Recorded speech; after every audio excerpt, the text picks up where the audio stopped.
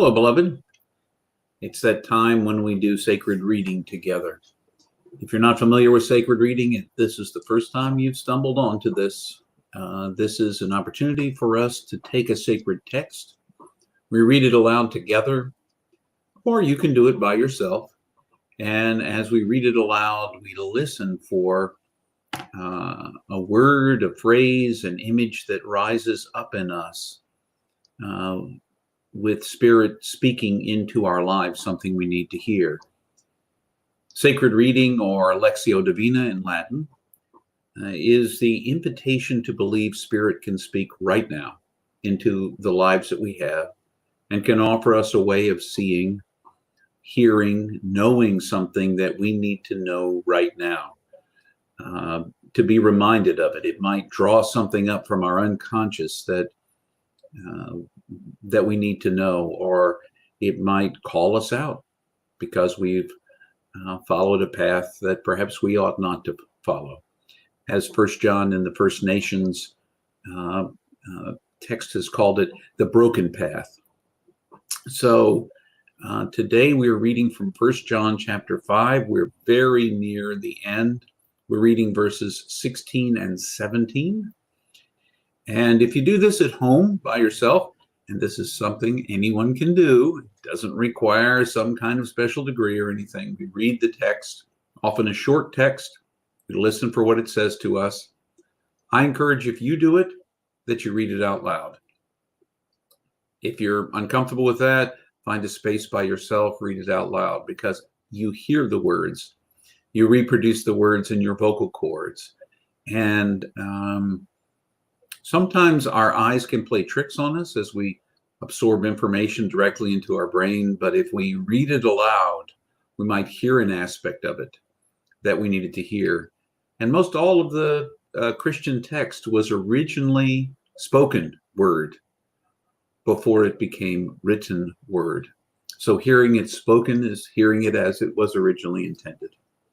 So let's listen today for a word from Spirit in 1 John chapter 5, verses 16 and 17.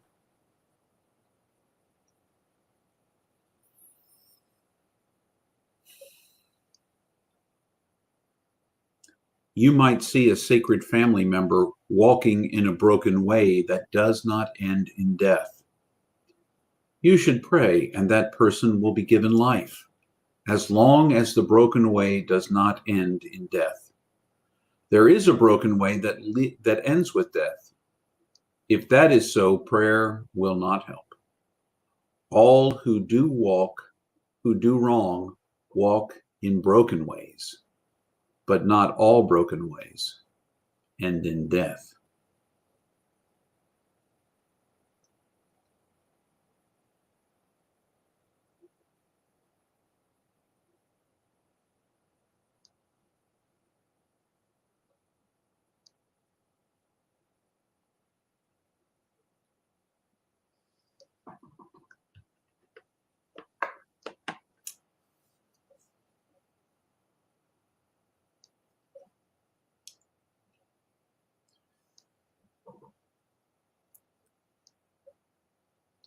Sometimes when we do sacred reading, if I'm being really honest with you, you listen to a text.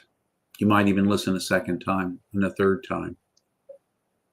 And you're not sure exactly what it is saying to you.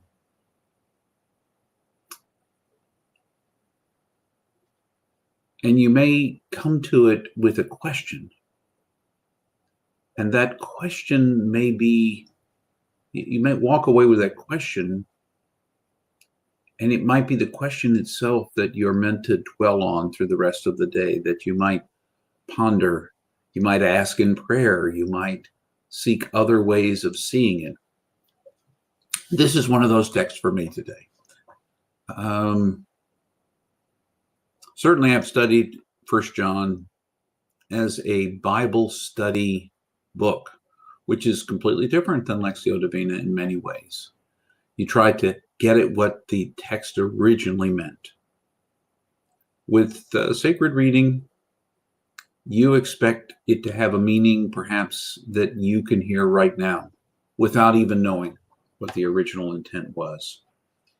I listened to this, and clearly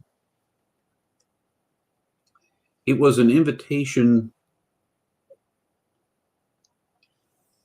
When we see someone who's part of the community, who's walking the broken path, who's doing things other than what we might be called to do, we are called upon to pray for that person. That's what the text says. That's what I heard it say to me, is pray for people that you see who are wandering off the path, who are going broken ways. I really like that phrase, if I'm being honest with you, broken ways. Someone is on broken ways, as opposed to the smooth or unbroken path. But if I'm being honest with you, the question that rose for me in the text, without doing any additional study or going to the text and pulling out a commentary, what is the difference between a broken way that does not end in death and a broken way that ends in death? Are we talking about some sense of eternal death? Is it something that endangers the person's life who is from the community? What is the broken way that ends in death? What is the broken way that ends in death? In this little section, what is it?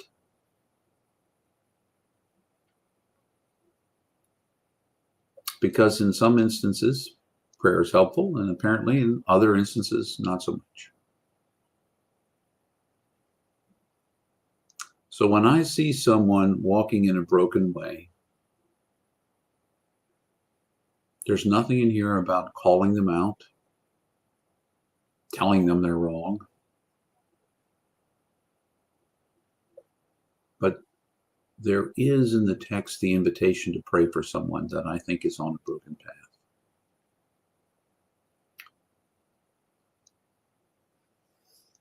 I know that in my life of prayer, oftentimes when I pray for someone else, particularly when I'm struggling with that person, what prayer does is give me a new perspective on what's on that person. Oftentimes it softens my heart. It makes it possible for me to engage that person in a different way, through a different perception. Because praying for someone brings someone into our own spiritual space, into our heart. So I'm going to have to ponder this. What is the broken way that leads to death? I don't know that I'll have an answer. I don't know that you'll have an answer. Maybe you'll assume you have an answer, just like sometimes I assume I do. And maybe you will. Maybe you absolutely know the answer. As always, I invite you to respond if you wish in the comment section, on the Facebook page, on my page if you want to. You can certainly do it on the YouTube channel page if you want. Always interested to hear how this hit you, what you think, realizing that part of what sharpens each other is when we can share our thoughts with others. So I hope this is the day after Christmas. I hope you had a Merry Christmas. I hope you're still having a Merry Christmas, because Christmas is a season, 12 days long. This is the second day of Christmas. So I hope you're celebrating Christmas well, that you're experiencing the birth of Christ in your life in new and empowering ways, that you're giving birth to what Christ is calling you to, and that perhaps this text will speak into your life, some truth you need to hear. It will raise some question that you need to ask. But whatever it may be, remember you're infinitely precious, unconditionally loved.